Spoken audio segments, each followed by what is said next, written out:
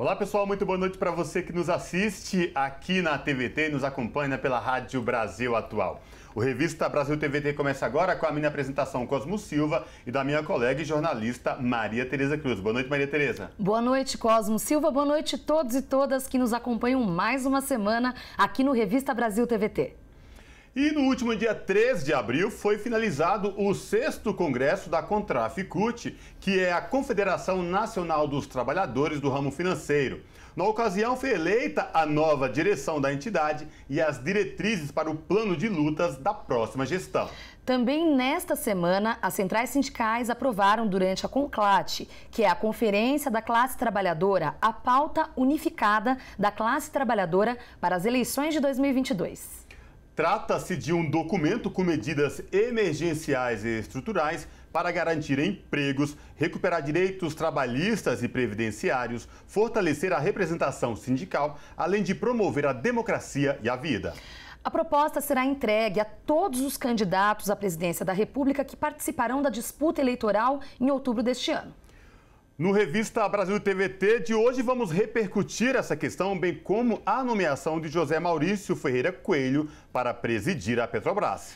Relativamente desconhecido, Coelho vai assumir o posto que seria ocupado pelo economista e consultor Adriano Pires, que desistiu da vaga depois de questionamentos na imprensa sobre eventuais conflitos de interesses.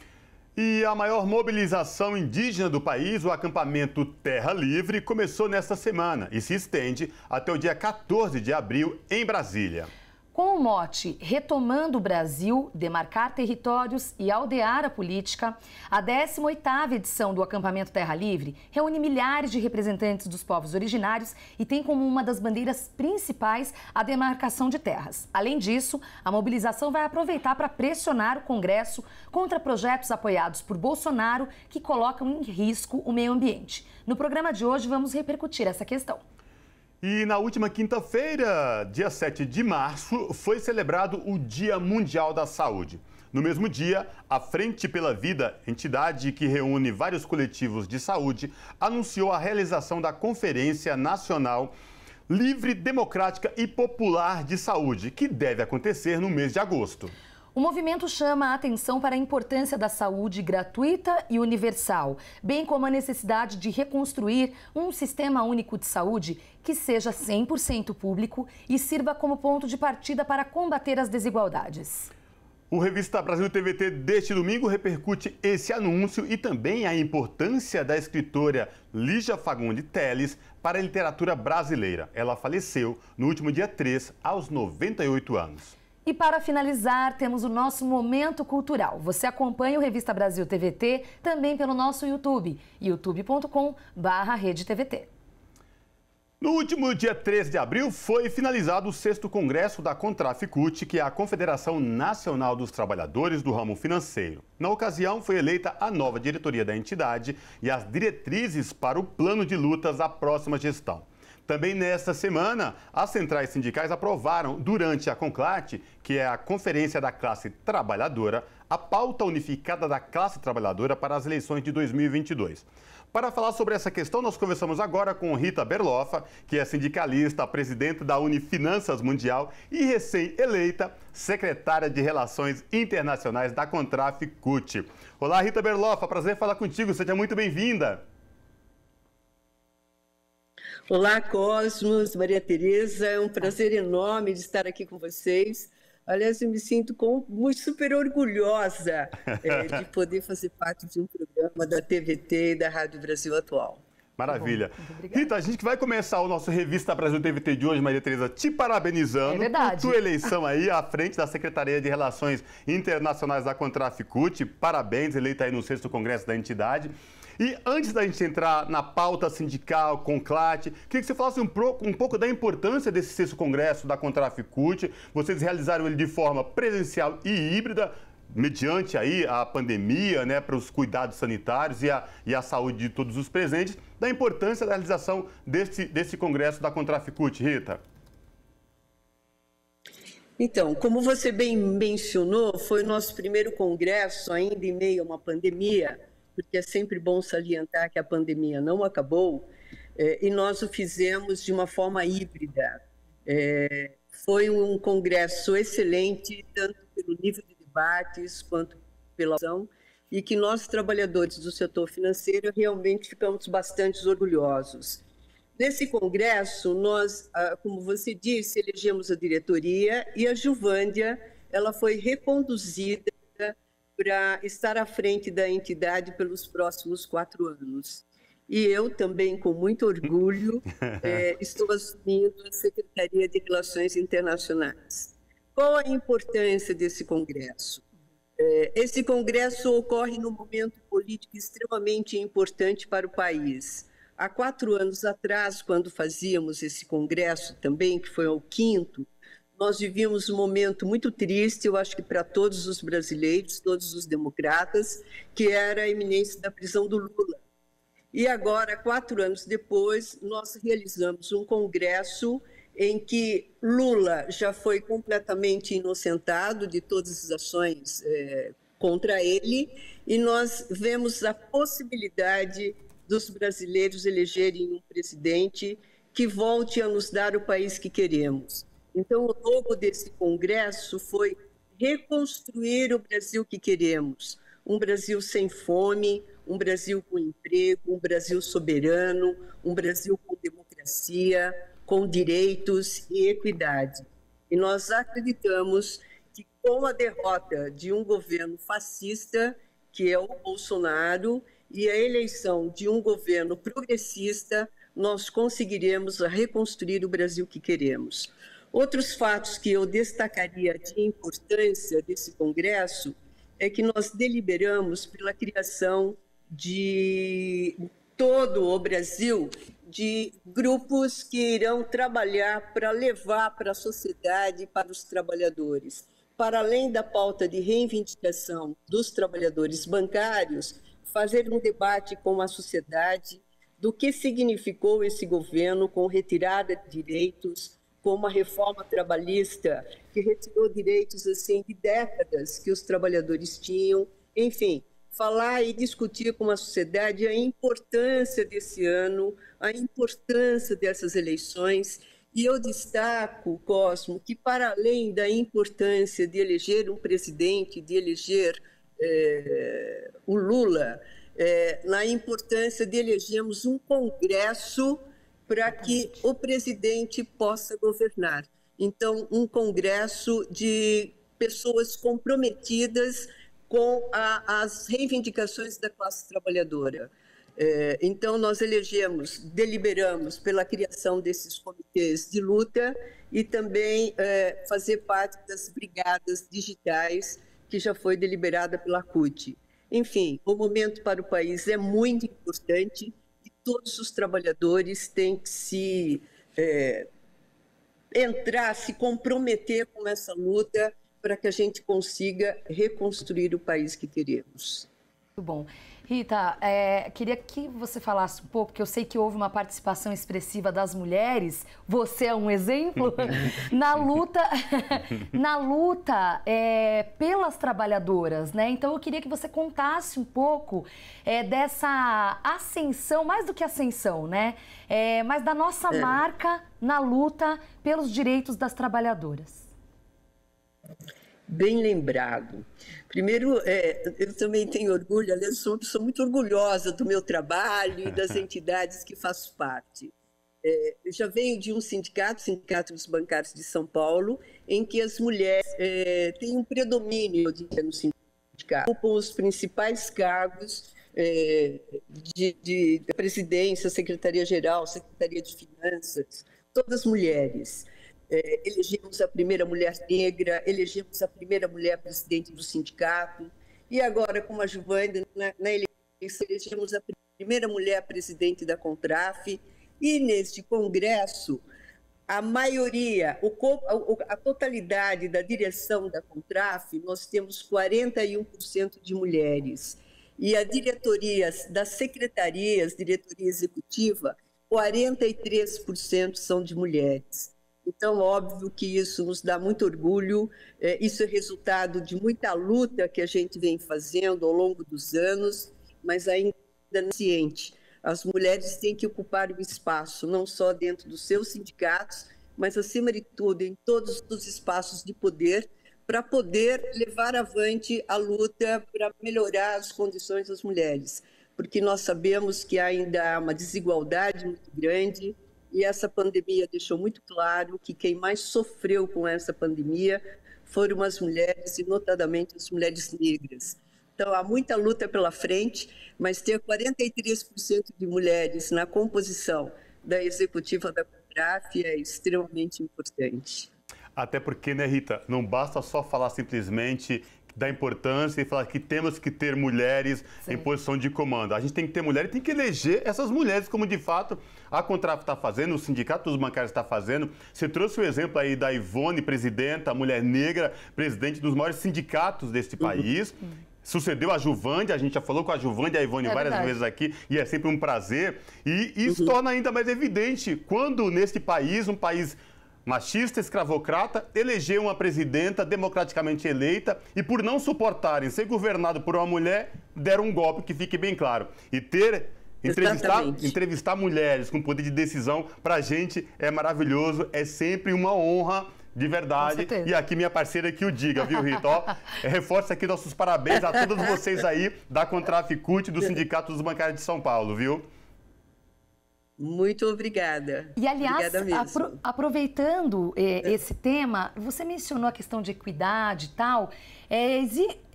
Dentre os muitos problemas da classe trabalhadora é justamente a equidade salarial, né? A gente ainda não superou esse machismo que é preemente na diferença salarial entre homens e mulheres que às vezes executam o mesmo tipo de serviço, né, Ita? É um absurdo, é inaceitável em pleno século XXI que as mulheres percebam valores inferiores aos homens exercendo a mesma função. É inaceitável. Então, essa é uma grande luta. E para lutar contra essa desigualdade, eu faço aqui de novo um apelo a todos que nos ouvem. Mulheres, fiquem atentas, teremos eleições, temos que eleger mulheres e mulheres comprometidas com a pauta dos trabalhadores, porque só assim nós conseguiremos mudar essa realidade tão nefasta para nós, né? Então, há um longo caminho ainda a percorrer, um longo, mas a gente chega lá, nos aguarda. É verdade.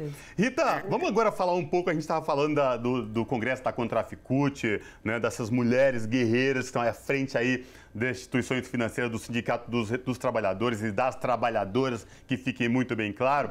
Esta semana também teve o CONCLAT, né? E aí teve uma série de questões e um documento tirado na CONCLAT dos trabalhadores, que será entregue a todos os candidatos à presidência da República.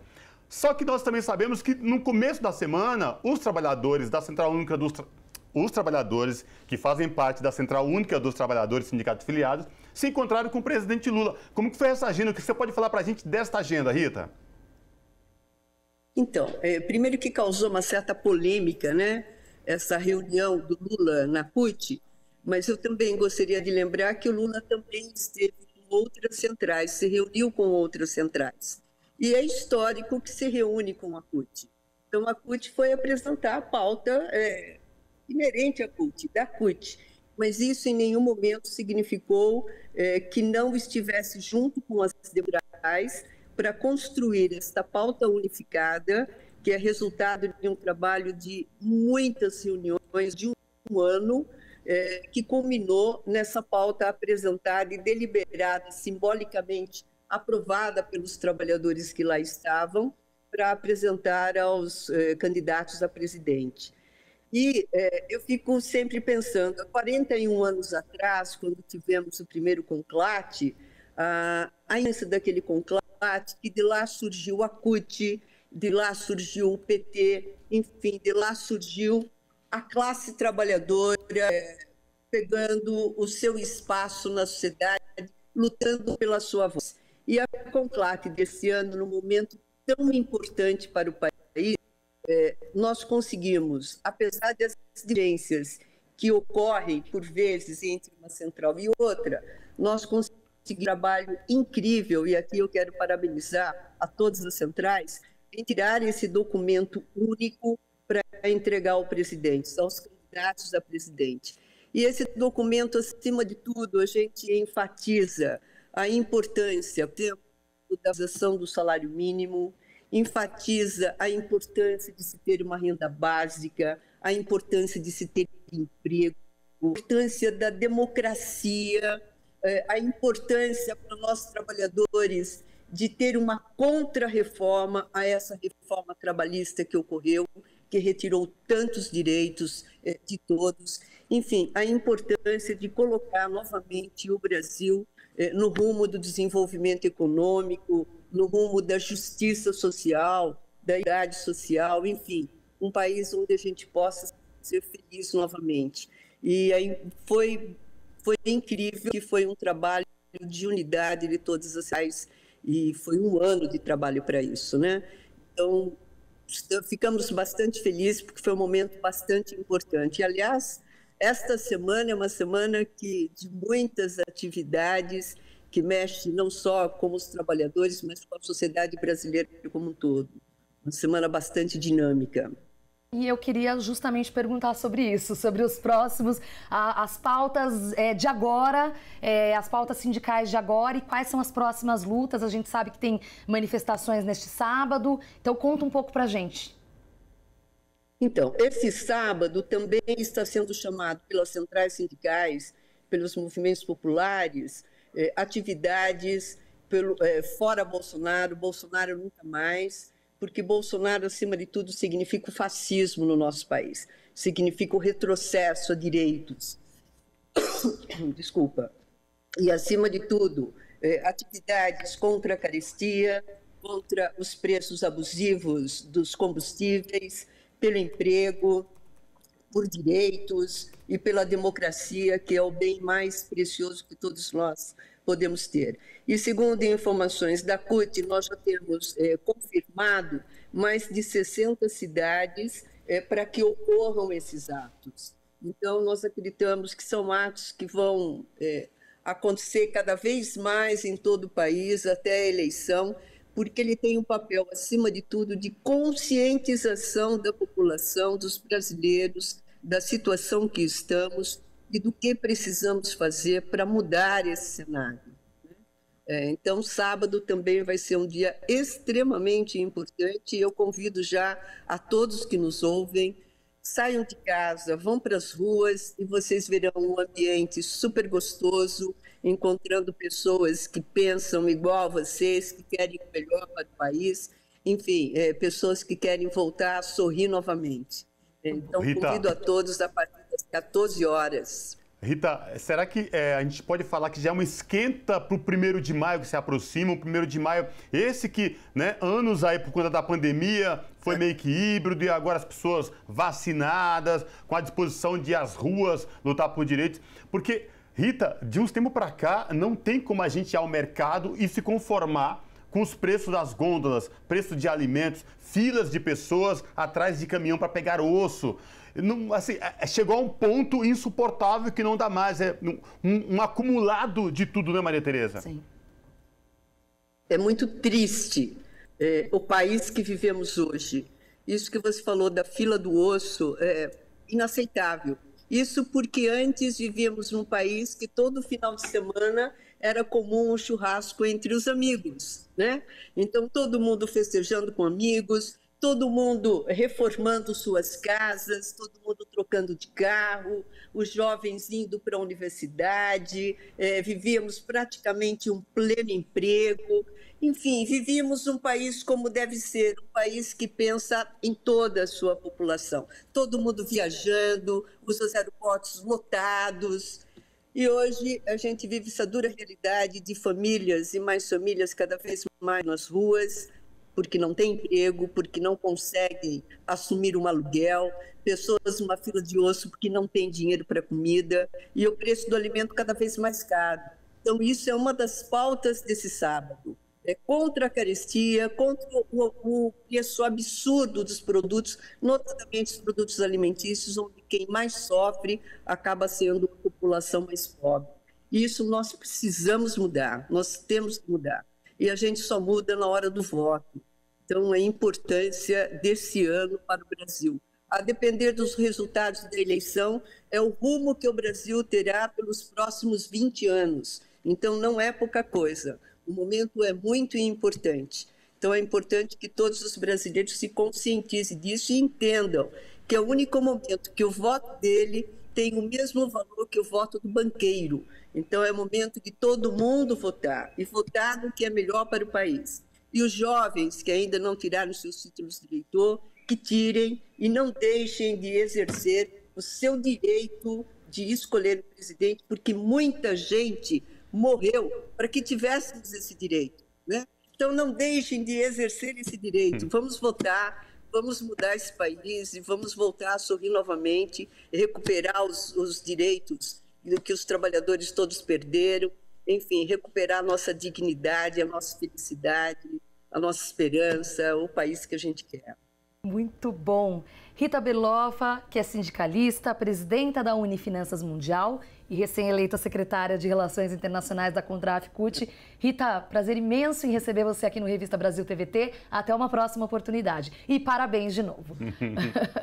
Eu é que agradeço, eu estou muito feliz e muito orgulhosa de poder estar aqui com vocês. Tá certo. Parabéns pelo trabalho de vocês. Obrigado, abraço, Rita. Na última quinta-feira, dia 7 de março, foi celebrado o Dia Mundial da Saúde. No mesmo dia, a Frente pela Vida, entidade que reúne vários coletivos de saúde, anunciou a realização da Conferência Nacional Livre, Democrática e Popular de Saúde, que deve acontecer no mês de agosto. O movimento chama a atenção para a importância da saúde gratuita e universal, bem como a necessidade de reconstruir um sistema único de saúde que seja 100% público e sirva como ponto de partida para combater as desigualdades. Para falar sobre essa questão, o Revista Brasil TVT conversa agora com Arthur Quioro, que é professor, médico sanitarista e ex-ministro da Saúde no governo Dilma Rousseff. Boa noite, professor Arthur Quioro, seja muito bem-vindo. Boa noite, estava com saudade já, quanto tempo. É verdade. Ficou 3 semanas sem aparecer, hein, ministro? Brincadeira. É verdade, não quer falar mais com a gente, né? Bom estar aqui de novo com vocês. Maravilha. Arthur, na última quinta-feira, dia 7, foi comemorado o Dia Mundial da Saúde e neste dia foi realizado um encontro virtual e aí chamando uma preparação para a Conferência Nacional de Saúde. Fala para a gente da importância deste ato de forma híbrido para preparar e chamar esta Conferência Nacional de Saúde, que é tão importante ainda mais nos dias de hoje, Arthur. Então, olha, é muito interessante, porque este ato, primeiro assim, ele surge convocado por uma enorme quantidade de instituições, entidades acadêmicas, científicas, do movimento sindical, do movimento de trabalhadores, trabalhadoras da saúde, usuários, gestores, o Conselho Nacional de Saúde, enfim, são mais de 600 entidades que passaram a se organizar em torno da Frente pela Vida como uma resistência ao negacionismo do Bolsonaro já em 2020. Foi no enfrentamento da pandemia que se sentiu a necessidade de retomar uma articulação que inclusive sustentasse o Conselho Nacional de Saúde e que organizasse a luta em defesa da vida, daí inclusive o nome. E é muito interessante porque quem sugeriu essa ideia de uma conferência popular livre e soberana foi o presidente Lula. Né? Nós tivemos com o presidente os ex-ministros da Saúde em janeiro e ele nos provocou. Escuta, vocês vão deixar o tema da saúde ir para um segundo plano, sair da agenda central, né? Com a história da pandemia? Veja, nunca foi tão discutido o SUS, foi o presidente Lula. E ele fez essa sugestão. Por que vocês não organizam uma conferência popular? O ano que vem, por lei, o Brasil terá a 17ª Conferência Nacional de Saúde. Aí ela é uma conferência formal, deliberativa, vai ser organizada a partir de conferências municipais, estaduais, e ela tira as diretrizes para os próximos 4 anos. Mas quando a gente apresentou a ideia para a Frente pela Vida, foi como rastilho de pólvora, assim, todo mundo achou, puta, que ideia genial. Vamos desencadear um processo, né, livre, para que todo mundo possa dar a sua contribuição, para que as diferentes entidades, sem precisar votar, né, possam contribuir para pensar a saúde, elevar o tema para um patamar diferenciado na discussão eleitoral, que implica os programas dos candidatos à presidência da República, mas que implica também comprometer candidatos a senadores, a deputados federais, a governadores nas assembleias legislativas. Por quê? Porque, na verdade, tem questões centrais para o SUS hoje que precisarão passar pelo crivo do Congresso Nacional e tem que estar com compromisso assumido pelos candidatos. Vou dar um exemplo, o desfinanciamento da saúde. Sim. Não adianta aprovar uma medida ou o presidente da República, o próximo, dizer eu vou aumentar, vou dobrar o recurso para a saúde, se não revogar a emenda do teto, não vai um centavo, né? Nem para a saúde, nem para a educação, nem para nada. Então, a gente percebeu que era importante construir um movimento, processo, que fosse capaz de elevar o tema da saúde, da defesa do SUS, né, para a agenda central e, ao mesmo tempo, envolver a sociedade brasileira e pensar o futuro da saúde, aquilo que é necessário. E aí nada melhor do que lançar esse movimento no Dia Mundial da Saúde, no dia que marca a criação da Organização Mundial de Saúde, no momento em que é tão importante, inclusive, a saúde global. Até porque hoje se sabe, por exemplo, que não haverá controle da pandemia de Covid, está aí mais uma nova variante chegando ao Brasil, né? Enquanto não houver vacinação em todo o planeta. E neste momento, menos de 15% da população dos países pobres recebeu uma única dose de vacina. Se nós não enfrentarmos questões climáticas, se a gente não enfrentar, no caso especificamente do Brasil, o tema da fome, do desemprego, né? Mas, ao mesmo tempo, está ficando claro, e ontem o movimento da abertura, as falas que foram feitas muito ricas, foram muito precisas nesse sentido. Nunca foi tão importante discutir a saúde como um vetor para a democracia e para o desenvolvimento, mas, ao mesmo tempo, compreender que não vai ter democracia, não vai ter desenvolvimento se não tiver saúde garantida para o povo brasileiro, né? Então, é essa equação que a gente pretende colocar como uma pauta central e discutir de forma muito aprofundada. Para além, é claro, de propostas. O que nós vamos fazer para retomar a atenção básica destruída no governo Bolsonaro? Como é que nós vamos fazer para, por exemplo, impedir esse desmonte da reforma psiquiátrica, que está trazendo de volta os hospícios, está trazendo de volta eletrochoque, está trazendo de volta financiamento de comunidade terapêutica, um monte de absurdo do ponto de vista da promoção da cidadania. Como é que nós vamos fazer para poder... Olha, vou dar um exemplo concreto, que é um tema que ontem apareceu muito, né? Manter uma política industrial para a área da saúde, regulada a partir, induzida, né, pelo Estado brasileiro, usando inclusive o poder de compra do SUS, para não faltar coisas básicas. Faltou máscara, faltou luva, faltou respirador, faltou medicamento para induzir... Intubação, faltou oxigênio. Agora está faltando, gente, dipirona injetável. Um dos medicamentos, olha, eu não vou dizer que é o mais usado, porque eu talvez possa estar errado, mas eu não tenho dúvida, se a gente pegar uma lista dos 10 medicamentos mais usados na área hospitalar no Brasil e no mundo, está lá a dipirona.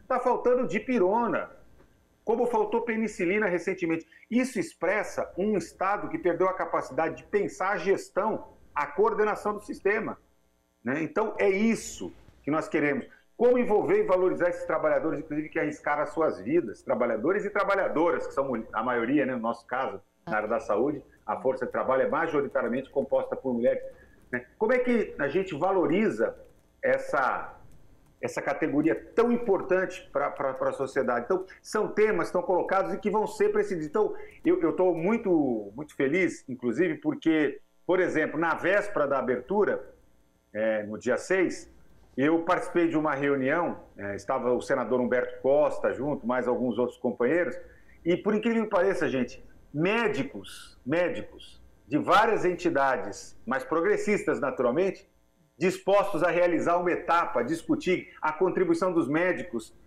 Então, até retomar esse, vamos dizer assim, isso que era considerado um elo perdido, né? Como se não houvesse mais possibilidade de contar com mentes progressistas entre os médicos e médicas brasileiros. Então, tem os médicos pela democracia, os psiquiatras progressistas, você tem os médicos e médicas populares, você tem vários coletivos de médicos em vários cantos do país. De repente, assim, a gente começa a ver emergir uma força que acredita no novo Brasil, que acredita no futuro Brasil, né? Que sabe que a esperança vai vencer o medo, né? E olha que não vai ser fácil, né? E com muita disposição de dialogar, de conversar com as pessoas, né? Muito interessante, 10 partidos políticos se manifestaram. É um espectro muito interessante, se comprometendo com a defesa do SUS, mostrando, inclusive, que é muito suprapartidário. Se a ideia nasceu da cabecinha, né, do presidente Lula, né, e nós eu falo por mim que sou representando, inclusive, o núcleo de acompanhamento de políticas públicas da Fundação Perseu Abramo, do PT, nessa organização, né? Mas, assim, o mais interessante é que ele já nasce suprapartidário, mas dizendo o seguinte: a política é um espaço fundamental para ajudar a resolver os problemas da saúde. Porque, como eu disse, vários dos temas passarão pelo Congresso, passarão pelas decisões governamentais das 3 esferas de governo, mas nós não podemos nem deixar isso como uma questão dos políticos e do governo, né? E nem achar que só a sociedade resolve sozinho. Então, essa conferência, que é uma inovação, né? Aliás, a gente vive no SUS produzindo inovações, e essa eu estou achando assim das mais interessantes, pelo momento que ela acontece e pela energia que a gente vê, assim, pelo compromisso, pela paixão e pela indignação com o sofrimento. Assim, é um pacto de compromisso, de empatia, de defesa mesmo da vida. Sim. Porque o que a gente está vendo, sabe, se o SUS já vivia uma situação de muita complexidade antes da pandemia, esses 2 anos de descompromisso, de negacionismo e de um irresponsável comando fique em casa, fez com que muita gente tivesse seu problema de saúde agravado. Então, nós estamos com uma demanda reprimida de pessoas com doenças crônicas, com câncer, com doenças não diagnosticadas, com transtornos mentais, com as sequelas da Covid. Portanto, os desafios serão ainda maiores, muito maiores. E é isso que o Brasil começa a se preparar de forma livre, soberana, democrática, popular, autônoma, através dos movimentos sociais, do movimento sindical, dos partidos progressistas, enfim, da universidade, dos pesquisadores. Eu tinha lá CNBB, a Sociedade Brasileira para o Progresso da Ciência, que é Comissão Nacional de Direitos Humanos, vai articulando amplos campos da sociedade para defender o projeto da saúde do SUS. É muito interessante, ministro, porque, de fato, essa resistência é quase que como uma resposta ao retrocesso. Sim. E que bom, né, na verdade, que está tendo essa resistência e essa unificação da pauta. Eu queria falar um pouco mais sobre o SUS, porque nesse Dia Mundial da Saúde, é claro que a gente fala do Sistema Único de Saúde, que já foi em algum momento, quer dizer, continua sendo exemplo, apesar de tão castigado por essa gestão federal.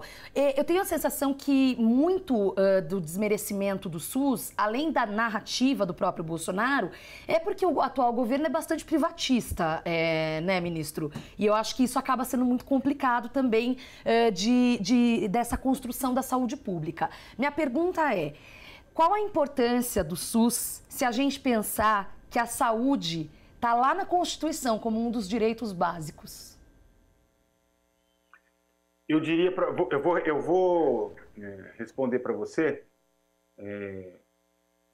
separando 2 coisas. Uhum. A primeira diz respeito à concepção de um sistema universal de saúde. Uhum. Veja, quando em 1988 nós escrevemos na Constituição que a saúde é um direito de todos, é um dever do Estado, o Brasil se equiparou com muito atraso a um conjunto de nações desenvolvidas que já no pós-guerra, depois da Segunda Grande Guerra Mundial, começaram progressivamente a fazer reformas dos seus sistemas nacionais de saúde para escrever nas suas constituições e, na prática, garantir a saúde como direito.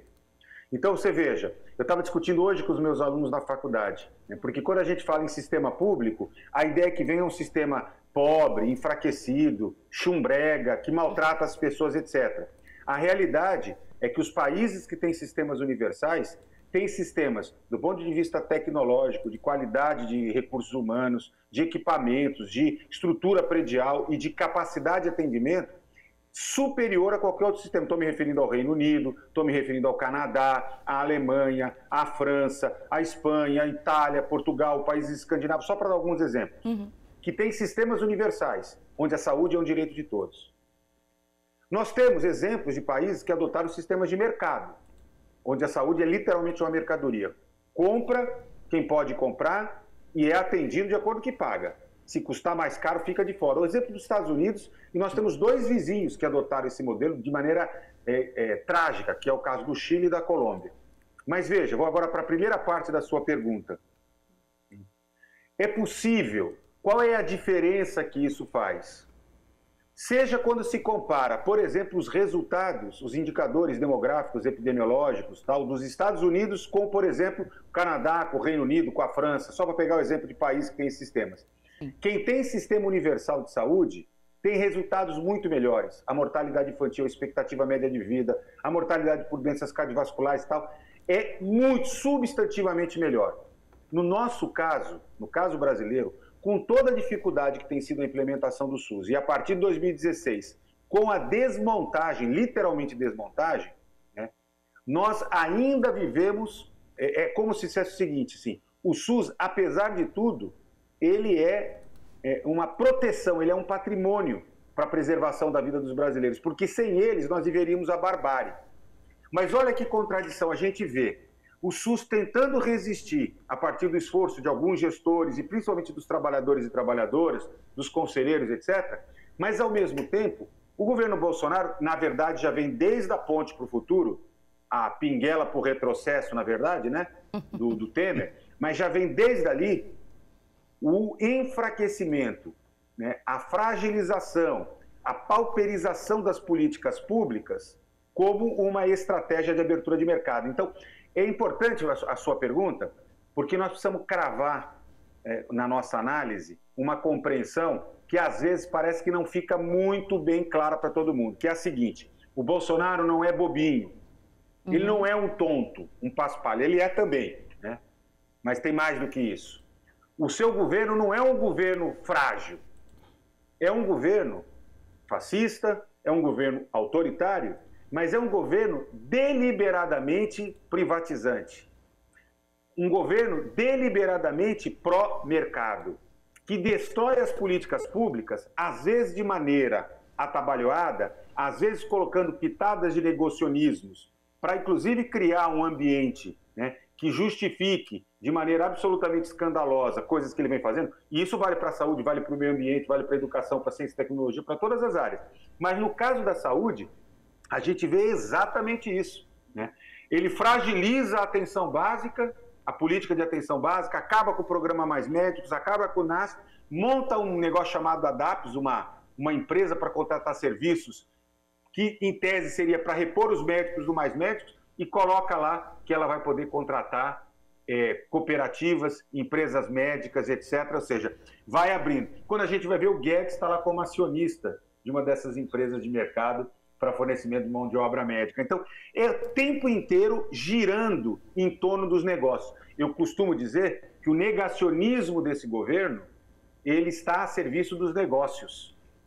Ele não está a serviço da causa da destruição. É uma destruição deliberada. E na saúde a gente olha isso. Quando ele desmonta a política de saúde mental, ele articula o retrocesso, que é a entrada de novo dos empresários da área de saúde mental, de psiquiatria, né, abrindo espaço para eletrochoque, abrindo espaço para leitos em hospitais psiquiátricos. Quando ele faz na atenção básica, ele faz isso. Então, são movimentos... Veja, o ministro entrou agora com a história do Open Health.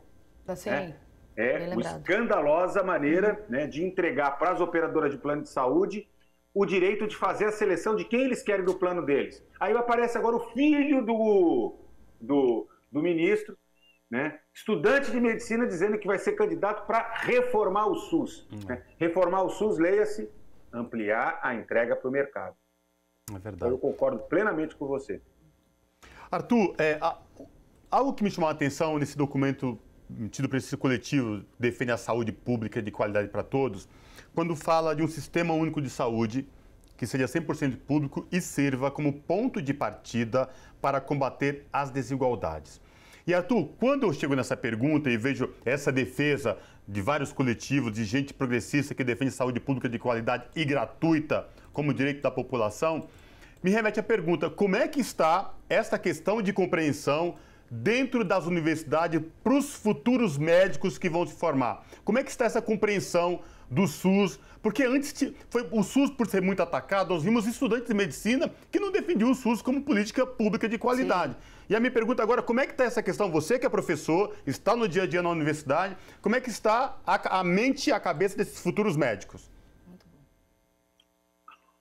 Eu diria que a gente vive um momento de tensionamento de projetos. Tá.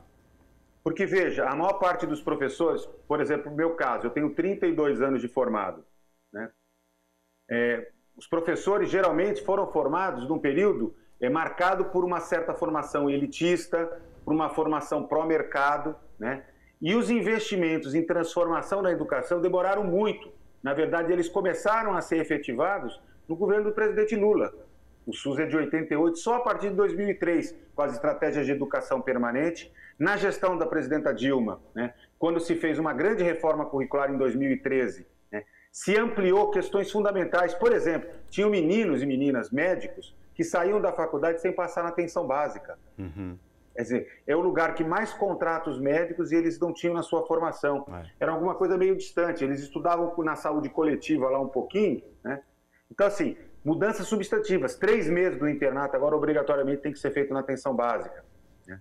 O que a gente tem visto é que isso tem despertado em muitos futuros médicos o desejo de, ao invés de ser um especialista em área XYZ, né, serem médicos de família e comunidade. Que bom. Terem o desejo de serem sanitaristas, né? Ainda que o Brasil também precisa de especialistas. Sim. Não se trata de achar que não tem que ter especialismo, precisa ter uma formação dosada. Mas, por exemplo, né, o SUS ele exige que o trabalho seja multiprofissional. Ou seja, nenhum profissional pode atuar sozinho. Eu, como médico, tenho que trabalhar junto com o dentista, com o enfermeiro, com o psicólogo, com o agente comunitário, com o técnico de enfermagem, com o enfermeiro, com todo mundo. Porque quando a gente faz isso, a gente cuida melhor. A gente passa 6 anos na faculdade de medicina sozinhos e dizendo para os meninos e meninas, olha, é importante que trabalhe em equipe multiprofissional. E só quando ele se forma, ele vai encontrar o outro. E na prática ele vai ter que aprender. Então nós ainda estamos devendo uma reforma dos nossos currículos, né? Que sejam currículos que consigam expressar este projeto, este modelo de cuidado. Mas eu diria para vocês que já existem muitas universidades que experimentam processos de transformações curriculares muito interessantes, principalmente escolas públicas, mas mesmo algumas escolas privadas. E isso vem produzindo uma nova cultura, né? A outra coisa que muda demais, e aí eu acho que tanto este movimento de mudança curricular, uma mudança nos professores, porque quem ensina Sim. também precisa estar disposto a ser mais aberto. Mas eu acho que nada é mais transformador do que eu vejo. Eu sou professor de uma escola privada de medicina e sou professor da Unifesp, da Escola Paulista de Medicina, que é uma escola pública. E que agora tem 50% de cota para alunos que vêm da escola pública. Eu sou professor há 32 anos. Eu nunca tive tantos alunos e alunas negros, pretos, né, que moram na periferia, que vieram de escola pública. Excelentes alunos que, ao longo de toda a sua vida, usaram o SUS, usam o SUS, suas famílias usam o SUS. E, portanto, gente, é uma outra maneira. Não que não tenha meninos e meninas, né, inclusive filhos de médicos, famosos, etc., né, que tenham uma vocação, né, para uma medicina com sensibilidade para as necessidades da população. Mas eu diria que quem vem da periferia, quem estudou escola pública, quem usou o SUS, quem usa o UBS não só para tomar vacina, faz toda a diferença, né? Maravilha. Então, eu acho que esse talvez seja um dos temas mais centrais. Aliás, será um dos temas discutidos na conferência que nós estamos encadeando a partir de ontem. Muito bom, perfeito, ministro. Bom, nosso tempo se esgotou, a gente vai ficar de olho aí na conferência, claro, e conversaremos outras vezes, sem dúvida nenhuma. Arthur Quioro, que é professor, médico sanitarista e ex-ministro da Saúde no governo de Dilma Rousseff. Ministro, obrigada mais uma vez pela participação e até uma próxima oportunidade. Sempre um prazer, ministro. Seja sempre bem-vindo. Um abraço, queridos. Gosto muito de vocês. Essa dupla é maravilhosa. Muito abraço. Tchau.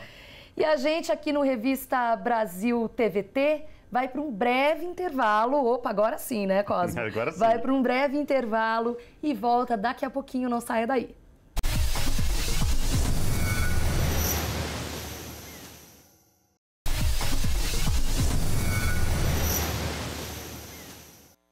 De volta com Revista Brasil TVT, aqui na TVT e também na Rádio Brasil Atual. O governo de Jair Bolsonaro anunciou o nome de José Mauro Ferreira Coelho para presidir a Petrobras. Relativamente desconhecido, Coelho vai assumir o posto que seria ocupado pelo economista e consultor Adriano Pires, que desistiu da vaga depois de questionamentos na imprensa sobre eventuais conflitos de interesses. Para falar sobre esse assunto, o Revista Brasil TVT conversa agora com João Antônio Moraes, que é diretor do Sindicato dos Petroleiros de São Paulo, o Sindicato dos Petroleiros de São Paulo, que é filiado à FUP, Federação Única dos Petroleiros, e à CUT. Boa noite, João Antônio Moraes. Prazer em falar contigo. Seja muito bem-vindo. Nós é que agradecemos. Boa noite, Cosmo Silva. Boa noite aos nossos internautas que nos acompanham pela TVT no Brasil em Revista. Nós agradecemos muito o convite para tratar de tema tão importante para o povo brasileiro. Exatamente. João, vamos começar com esse imbróglio todo que foi envolvendo a nomeação do futuro presidente lá atrás da Petrobras e do diretor do Conselho de Administração, do presidente do Conselho de Administração, que estava em volta de vários conflitos de interesses, né? Passada uma semana, vem essa nova nomeação de novo presidente. Mas vamos começar primeiro dessa questão que fala dos interesses aí, esta lambança envolvendo a presidência, o governo de Jair Bolsonaro, que ao que se sabe até agora não está definido especificamente. Mas, João, o que está por trás da nomeação desses nomes para presidir a Petrobras? Para nós, petroleiros, o que a gente vê é que, do ponto de vista da população, esses nomes são mais do mesmo. Isso é. E a confusão ela é originária justamente por isso. Porque se fosse um governo que estivesse preocupado em administrar a Petrobras para o que ela foi criada, isso é, para servir aos interesses da sociedade brasileira, ao funcionamento da nossa economia, a confusão não seria essa, não seria tanta. Por quê? Porque era só escolher nos quadros da empresa pessoas capacitadas, ou mesmo nos quadros políticos do país, pessoas capacitadas e, acima de tudo, comprometidas com o interesse do país. Como o Bolsonaro jogou a Petrobras para os interesses privados, pessoais, e agora, nesse caso, nesse debate recente, inclusive, novamente, aí entra em cena o Centrão, dá essa confusão, porque é aquela briga de cachorro-morto para ver quem é que fica com mais poder e, consequentemente, mais dinheiro.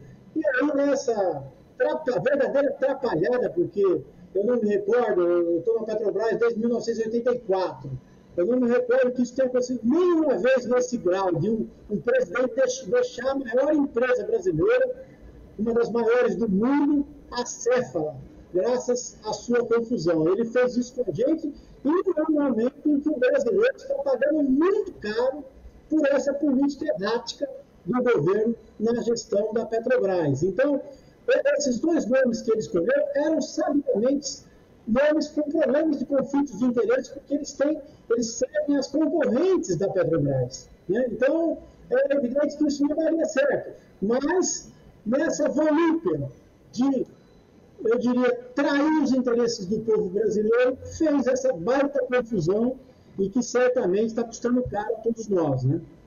Pois é, né, João? Essa questão de atrelar essa política de preços à Petrobras ao mercado internacional, à dolarização. E quem acaba pagando na ponta é o trabalhador, a trabalhadora, o consumidor brasileiro que não aguenta mais aumento dos combustíveis praticamente que toda semana.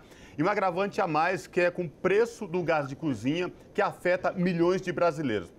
João, vamos tentar explicar para os nossos telespectadores aqui da TVT e também ouvintes da Rádio Brasil Atual essa política de dolarização dos preços da Petrobras e por que isso acontece. Bom, primeiro que é importante que o brasileiro saiba que isso, dessa forma, nunca aconteceu na Petrobras no seu quase 70 anos de existência. E uns números para a gente também ter um pouco a dimensão do que nós estamos tratando aqui na TVT, Cosmo. De 2016 para cá, de outubro de 2016 para cá, quando a presidenta Dilma foi arrancada de uma maneira ilegal e abusiva da presidência da República, até o mês de março de 2022, que é quando nós estamos falando, nós tivemos uma inflação no país na ordem de 31,5%, de 16 a 22, 2016 a 22. A gasolina subiu 157%, quase 160%. O óleo diesel da mesma ordem, 157%. O gás de cozinha, que é aquele combustível mais relevante, que é com que a gente faz a comida de cada dia, ele subiu 350%. Eu quero repetir o número. 350% o gás de cozinha para uma inflação de 31%. Isso aconteceu, Cosmo, pela implementação do chamado PPI, preço paridade de importação. Isso é, desde que a presidenta Dilma foi tirada e assumiu Michel Temer, a Petrobras, a direção da Petrobras, ao colocar o preço dos combustíveis, deixou de considerar os seus custos e passou a tratar como se a gente importasse os nossos combustíveis totalmente, o que efetivamente não acontece. Então, distorou os custos do preço. Agora, dolarizou ele, portanto, passou a tratar como se fosse como se fala, uma commodity internacional, e ao preço do barril de petróleo. Então, toda vez que sobe o barril de petróleo, sobe a gasolina.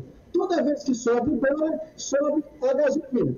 Bom, isso efetivamente não é uma política imprescindível de ser feita. Por quê? Porque nós temos petróleo, o Brasil tem uma reserva muito importante de petróleo, nós temos refinarias, nós temos trabalhadores qualificados e temos tecnologia para produzir esse bem imprescindível. Então, isso foi realmente uma opção tomada por Temer e agravada por Jair Bolsonaro, né, que optaram por privilegiar os acionistas privados da Petrobras e também de outras petroleiras, até porque Bolsonaro já vendeu uma refinaria brasileira lá na Bahia, que eu considero que foi uma verdadeira doação para os árabes, e lá está custando ainda mais caro os combustíveis. Então, ele, ao invés de defender os interesses do Brasil, passou a defender os interesses dos acionistas privados, que eu aqui ouso tratar muito mais até dos especuladores. Por que, Cosmo, que eu falo isso? Porque, para mim, por exemplo, um verdadeiro acionista que tem compromisso com a empresa e com o país, ele não fica satisfeito em receber um caminhão de dinheiro, mas ver os ativos da empresa serem entregues na Bacia das Almas.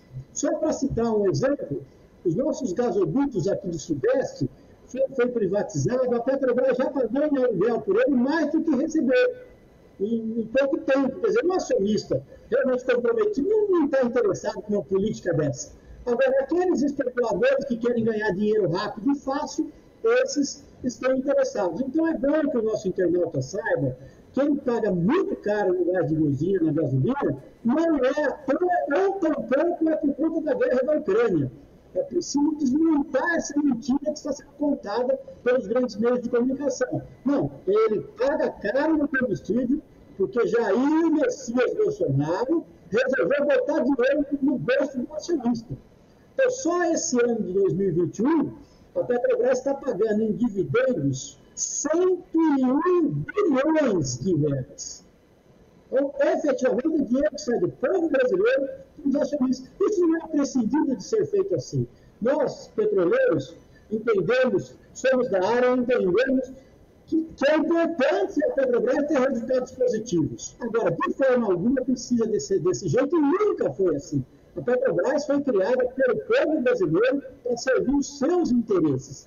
E quem resolve investir na Petrobras, ele tem que investir com essa consciência, que a prioridade da empresa não deveria ser um lucro imediato, e sim abastecer e servir a nação. É essa a nossa visão dessa questão, Cosmo. João, o ex-presidente Lula tem falado recentemente em várias entrevistas, em várias falas dele, que se ganhar a eleição presidencial, né, em outubro, tem que adotar uma política de abrasileirar os preços dos combustíveis e os preços praticados pela Petrobras. Você pode explicar para a gente o que seria esse abrasileirar e se é possível?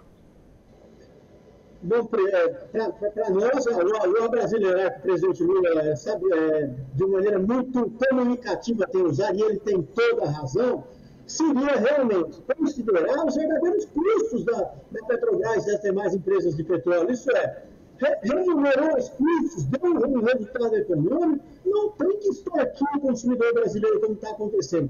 Aliás, Cosme, é bom que se diga que essa política adotada no Brasil somente é adotada por nações que não têm petróleo, nações que não têm empresa petrolífera, nações que não têm tecnologia e não têm trabalhadores qualificados e que, portanto, precisam importar todo o petróleo que consomem. Ela sempre viajou muito. Então, eu estive com ela quando ela estava em São Paulo, a gente se encontrava, eu ficava com ela, sempre muito presente, muito amorosa, muito engraçada, uma contadora de histórias, assim, cresci ouvindo minha avó contar histórias, e tudo virava uma história, e num humor maravilhoso. Isso é uma coisa que ontem os amigos diziam muito e que quem conheceu bem sabe, ela era muito bem-humorada, muito engraçada. Isso também é uma característica, assim. Uma mulher linda, belíssima, me lembro dela sempre linda, cheirosa, uma avó maravilhosa, uma avó que me formou, que me ajudou, que abriu a casa, meu escritório é na casa dela. Eu estive com ela muito próximo, assim, o tempo todo. Lúcia, você falou da lucidez, né, da Lígia Fagundes Telles, até nos momentos finais da vida dela, e conviveu muito. Como é que foi para ela suportar tudo isso, esse governo de ataques às artes, ataques a escritores, a literatura, não dá valor a isso? Como que ela reagiu a tudo isso, Lúcia? Ela estava horrorizada, né, assustada e no último ano já mais desligada, lúcida ainda até o fim, mas mais desligada da vida, assim, não tinha mais essa, mas até onde esteve presente, firme, lúcida até o fim, mas enfim, viva, assim, com a cabeça viva e atenta, ela estava muito preocupada, muito com essa sensação que todos nós tivemos um pouco, acho que agora menos, mas de onde vamos parar, onde isso vai dar, que coisa horrorosa, muito preocupada com a questão das artes, da censura e do tratamento do governo em relação aos artistas, né? Ela nessa condição e a todos os outros artistas ligados a ela e não ligados, enfim, ela ficava muito preocupada com essa questão, sempre foi muito preocupada com essa questão da cultura no Brasil e como vamos tocar esse barco. Ela dizia, a coisa já é tão complicada, para a gente escrever um livro, publicar, ir para as livrarias já é tão difícil, se não tem um mínimo, um governo minimamente que incentive isso, que libere, que não faça censura, né, de nada. Ela tinha essa coisa com a censura, acho que como ela viveu momentos, década de 70, momentos muito difíceis e teve que trabalhar com isso, enfim, escreveu livros nesse período que poderiam ter sido censurados. Ela tinha horror a isso e estava horrorizada, estava horrorizada. Foi bem difícil, assim, tinham notícias que a gente acabava no fim nem contando muito para ela, porque, por exemplo, a questão da Cinemateca, que era a casa que ela criou e fez, eu no final, as últimas notícias horrorosas do ano passado eu não contei porque ela já não estava mais acompanhando, não conseguia mais ler o jornal, então eu também não contei porque era tão absurdo aquilo tudo acontecendo e para ela, aquele lugar que tem a importância que tem na vida dela, enfim, que eu acabei... ela sabia de tudo que estava acontecendo, mas enfim, as últimas notícias que eram horrorosas e ela já estava muito velhinha, assim, ela não ficou sabendo, mas ficou sabendo de muitas coisas e estava muito assustada e muito preocupada com o país, assim. Sem dúvida. Lúcia, eu queria falar ainda um pouco sobre falando de legado, mas ainda da personalidade da Lígia, no Roda Viva, no programa Roda Viva da TV Cultura, que ela participou há alguns anos, ela disse o seguinte em um determinado momento: eu já era feminista num tempo em que sequer sabia o que era feminismo, porque eu trabalhava e estudava. Tendo em vista que a mulher só se libertava através do trabalho e eu já escrevia, eu já era livre de uma série de coisas das quais eu nem sabia o que eram. Minha pergunta para você é, será que essa naturalidade e, ao mesmo tempo, essa força na existência dela não seja também um ponto de conexão com a própria juventude até os dias de hoje? Acho que sim. Acho que ela tinha uma coisa incrível, porque ela tem obras, tem contos, às vezes. Essa semana passada, antes da morte dela, aconteceu isso. Um jovem estudioso de uma faculdade me escreveu dizendo: eu não acredito que esse conto, é um conto já de um livro dela mais velha, foi escrito por uma mulher já há tantos anos, e uma mulher que era mais velha. Ele estava muito impressionado, porque é um conto que parece um conto escrito agora e por uma pessoa muito jovem. porque tinha tocado nele, um rapaz muito jovem, de 20 anos, tinha tocado em questões que são questões da vida dele, primordiais e fundamentais, de uma forma como ele me disse no e-mail que ele nunca outra obra de arte tinha tocado com tanta força. Então eu acho que sim, eu acho que essa juventude dela ela era uma mulher muito jovem, assim, ela tinha uma coisa de uma juventude muito, esse interesse pela juventude, pelos jovens e pela vida jovem e tal, era um interesse porque ela também tinha isso nela, assim, ela viveu até muito velhinha, mas sempre muito com essa coragem também da juventude, essa coisa de vamos lá, vamos enfrentar, não tem que ter medo, não tem que... E com essa força de um dia depois do outro, vamos, ela tinha isso nela, assim, ela era uma pessoa muito... com essa juventude nela mesmo, assim. E a obra tem isso muito, né? Bacana. Lúcia, o que ela se comentava contigo ou com quem estava muito próximo dela sobre essa nova geração de escritores brasileiros, né? O que ela achava, o que pensava, estavam no caminho, não estava? Qual a impressão dela? Eu acho que de uns anos para cá ela lia menos os jovens. Tá. Ela de uns 2 anos para cá, começou a ler só o que ela gostava muito, os clássicos, enfim, os escritores já mais consagrados, as obras que ela... Então, assim, começou a reler Machado de Assis, os poetas, ela adorava a poesia e os românticos, Álvares de Azevedo, Castro Alves, enfim. E então, de um tempo para cá, lia pouco, mas sempre acompanhou e sempre teve amigos, por exemplo, escritores de gerações muito mais jovens que a dela, porque ela se interessava pelos livros. Muitas vezes, esses amigos, hoje em dia amigos, mas a amizade, o contato começava nesse interesse dela pelo escritor, pela obra, pelo livro. Então, ela, por exemplo, ia aos lançamentos de jovens leitores. Quando ela se interessava pelo livro, ela ia, porque era uma forma de incentivá-lo também, de mostrar, olha, estou aqui. Ela tinha isso. Eu me lembro de eu, mais jovem, vendo a ler coisas de gente jovem, muito jovem. E muitas vezes lendo e comentando, não gostava muito de fazer prefácio, ela não gostava desse termo prefácio, mas ela muitas vezes, com a obra de muita gente, ela fazia sempre assim, carta para o fulano, uma pequena nota, ela achava que era mais, ela não gostava muito dessa nomenclatura. Mas ela fez muito isso, assim, de ler livros de jovens autores e comentar e dizer, olha, por aqui não é. Ela foi uma leitora da nova juventude, assim, dos novos escritores, sabe? Bacana. Muito legal. Lúcia, em 2017, teve um documentário, 2017 ou 2018, eu não lembro exatamente, mas eu cheguei a assistir, sobre a obra da Lígia. Você até participou, né?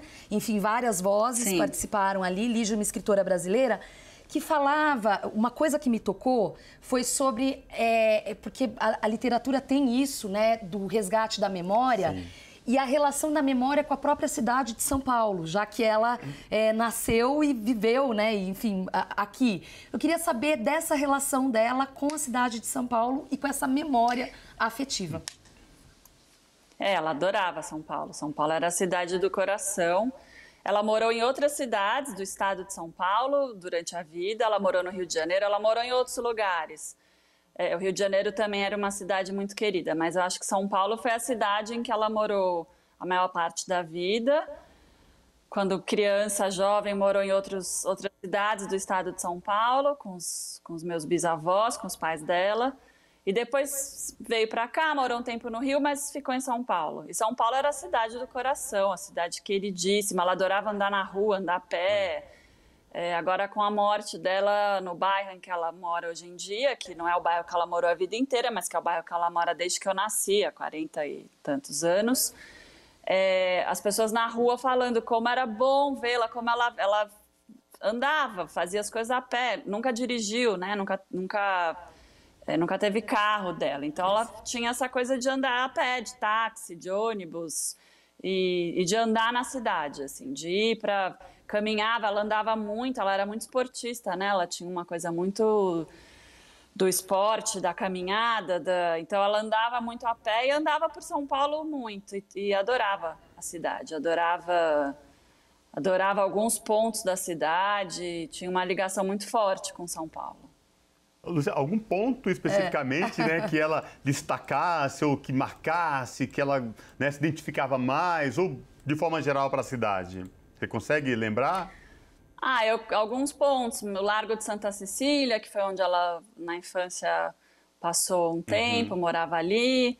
Depois o São Francisco, né? Sim. A faculdade ali, onde ela também frequentou e esteve muito. O Parque Trianon, que era um lugar em que ela esteve muito também, que as pessoas frequentavam e que ela gostava. Avenida Paulista, porque depois morou sempre por ali no entorno e gostava muito.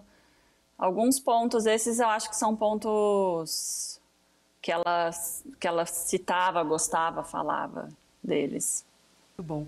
Lúcia, eu ia perguntar para você qual é o livro preferido da sua avó, mas eu acho que é uma pergunta um pouco difícil, né? Considerando a obra extensa. Então, eu vou refazer a pergunta, porque com o falecimento da Lígia, foi interessante, que apesar em que pese essa história de muitos jovens conhecê-la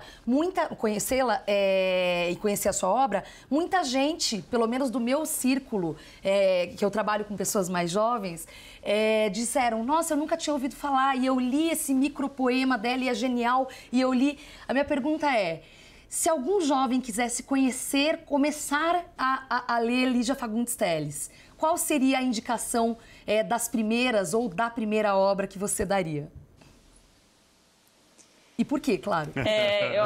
Eu vou dizer, eu acho que tem um conto, eu vou dizer por que eu acho que é esse conto, porque os jovens amam começar por ele, é sempre ele, a porta de entrada muitos jovens, mas aí bem jovem mesmo, assim, gente de 15, 16, 17 anos já pode ler, normalmente lê na escola e fica muito encantado e tal, que é Venha Ver o Pôr do Sol, que é um conto que abre o caminho, abre as portas para esse universo dela muito misterioso e das personagens misteriosas, de um caminho muito assim, sombrio e ao mesmo tempo iluminado, enfim, acho que esse é um conto importante. Tem um livro, que foi um livro que a gente fez para a juventude, que chama Os Contos de Mistério, que é um livro que é interessante, que os jovens... Que as escolas adotam, enfim, um livro da Companhia das Letras, a obra está inteira na Companhia das Letras. Esse é um livrinho bom para começar, assim. E o conto acho que seria o Venha Ver o Pôr do Sol. Muito bom. A minha obra preferida da Lígia é As Meninas, mas é quase um clichê, né? Que é uma das mais famosas, mas eu particularmente gosto muito. E com isso quero agradecer demais a delicadeza e a participação da professora Lúcia Telles, neta da escritora falecida Lígia Fagundes Telles, a quem a gente homenageia no programa de hoje. Muito obrigada, Lúcia, até uma próxima. Obrigada a vocês. Obrigado. Lá. O nosso momento cultural de hoje é com a cantora, rapper, compositora, escritora, atriz, arte educadora e ativista Cauê Guajajara. Trabalhando na área musical desde 2019, ela está lançando um novo trabalho chamado Kawari Tazi, ou Filha do Sol na língua povo indígena Guajajara. Dando voz às lutas de indígenas favelados, Cauê reflete a realidade atual dos povos originários marginalizados pela opressão. Vamos acompanhar.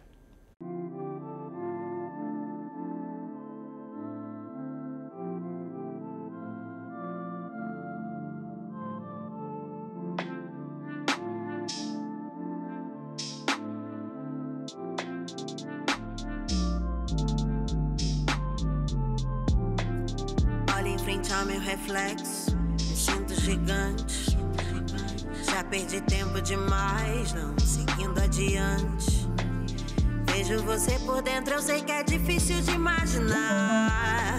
As raízes se unem por dentro da terra.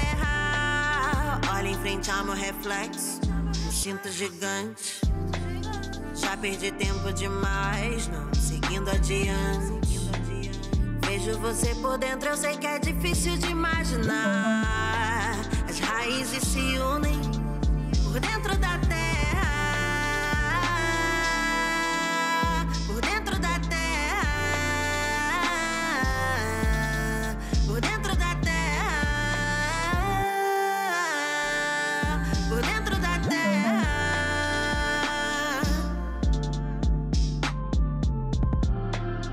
Você só vê minha pele, só vê o que transborda por fora. Se eu me deixar enganar, eles levam meu espírito embora. Ouço maracá pra não esquecer, entro na terra pra acordar. Sussurro segredos do entardecer, emanando e recebendo no luar. Você só vê minha pele, só vê o que transborda por fora. Se eu me deixar enganar, eles levam meu espírito embora. Ouço maracá pra não esquecer, entro na terra pra acordar. Sussurro segredos do entardecer, emanando e recebendo no luar. Olha em frente ao meu reflexo, me sinto gigante. Já perdi tempo demais, não seguindo adiante. Vejo você por dentro, eu sei que é difícil de imaginar. As raízes se unem por dentro da terra. Olha em frente ao meu reflexo, me sinto gigante. Já perdi tempo demais, não seguindo adiante. Vejo você por dentro, eu sei que é difícil de imaginar. As raízes se unem por dentro da terra. Por dentro da terra. Por dentro da terra. Por dentro da terra.